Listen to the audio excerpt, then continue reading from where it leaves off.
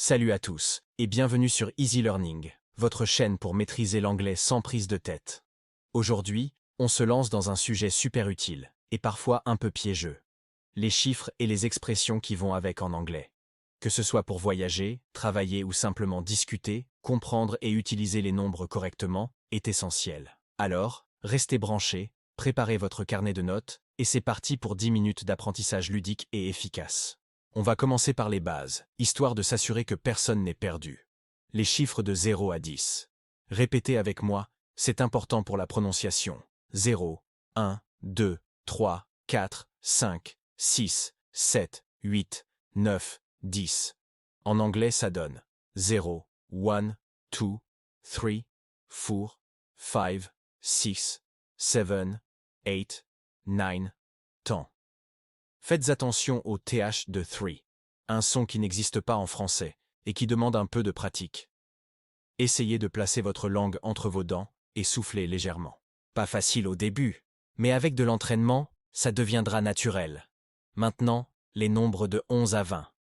Encore une fois, la prononciation est clé. Écoutez bien. 11, 12, 13, 14, 15, 16, 17, 18, 19, 20. Notez la terminaison teen pour les nombres de 13 à 19. C'est un peu comme nos 17, 18. 13 et 15 ont des petites irrégularités de prononciation, le tir et le fif au lieu de 3 et 5 directement. Mais ne vous inquiétez pas, c'est juste une question d'habitude. Et 20, attention, le T final est souvent peu prononcé en anglais américain, sonnant plus comme 20 ou même 20. Passons aux dizaines, 20, 30, 40, 50, 60, 70, 80, 90. En anglais, 20, 30, 40, 50, 60, 70, 80, 90. Là encore, le TH de 30 revient. Et pour 40, attention, on écrit F-O-R-T, pas F-O-U-R-T, comme le chiffre 4. Une petite astuce mnémotechnique, 40 a perdu son U. Pour former des nombres comme 21, 35, etc., c'est super simple. On prend la dizaine et on ajoute l'unité. 21, 35, 48, etc. Facile, n'est-ce pas? Et les centaines, alors? 100, 200, 300? Vous l'aurez deviné, on dit 100, 200, 300. Le mot 100 reste invariable, même pour plusieurs centaines. Par exemple, 500 se dit 500 et non 500s. C'est une erreur fréquente, alors soyez vigilants. Pour dire 101, c'est 101. Le and est souvent utilisé pour lier les centaines et les unités ou dizaines suivantes, surtout en anglais britannique. En anglais américain, on peut l'omettre, mais c'est toujours correct de l'utiliser. Continuons avec les milliers et les millions. 1000, 2000, 10 000, 100 000. En anglais, 1000, 2000, 10,000, 100,000. Pareil que pour 100 reste invariable. Pour les millions, 1 million, 2 millions. Et pour les milliards, attention, en anglais on dit billion pour 1 milliard. Oui, c'est une fausse amie. Un milliard français est un billion anglais. Et un billion français, 1 million de millions, est un trillion anglais. Ça, c'est une information importante à retenir pour éviter toute confusion, surtout dans des contextes financiers ou scientifiques. Maintenant que les bases sont posées, explorons quelques expressions courantes avec les chiffres. Commençons par « parler à bâton rompu » ou « parler clairement ». En anglais, on dit « to speak plainly », mais aussi « to speak in plain English ».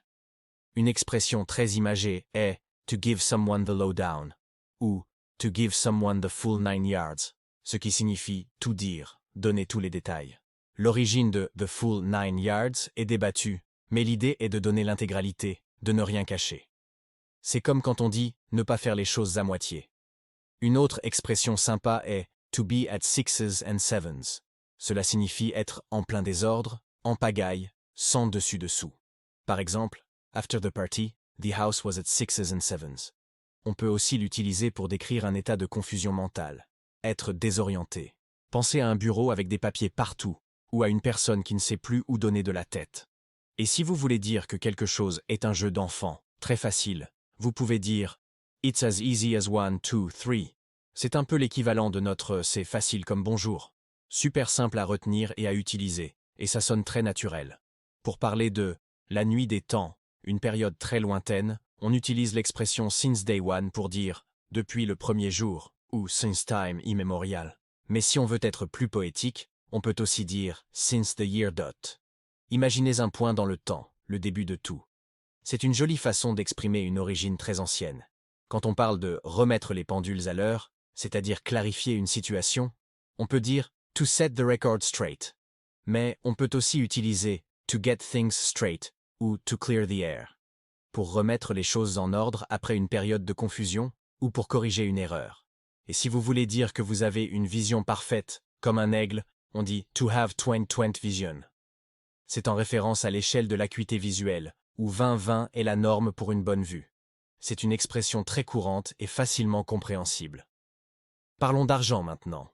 Si vous êtes cassé, sans un sou, vous pouvez dire I'm broke, ou de manière plus imagée, I'm down to my last penny, ou encore I'm on my last dime. En gros, il ne vous reste plus grand-chose. Et pour dire que 2 têtes valent mieux qu'une, on utilise l'expression two heads are better than one.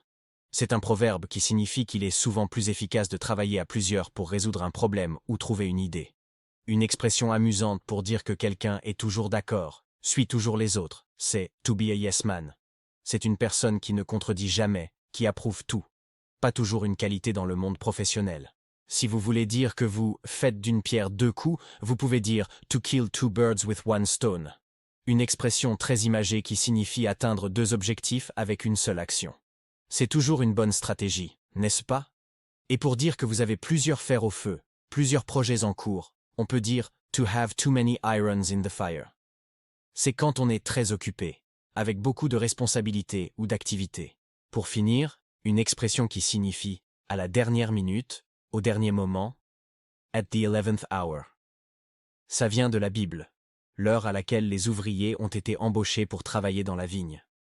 On l'utilise quand quelque chose se passe juste avant la date limite. He submitted his report at the 11th hour. Wow, on a couvert pas mal de terrain aujourd'hui. Des chiffres de base aux expressions idiomatiques. J'espère que cette vidéo vous a donné les outils pour vous sentir plus à l'aise avec les nombres en anglais. Retenez que la pratique est la clé. N'hésitez pas à revoir cette vidéo, à répéter les prononciations et à essayer d'utiliser ces expressions dans vos conversations quotidiennes ou même en pensée. Plus vous les utiliserez, plus elles deviendront naturelles. Merci infiniment d'avoir regardé cette vidéo Easy Learning.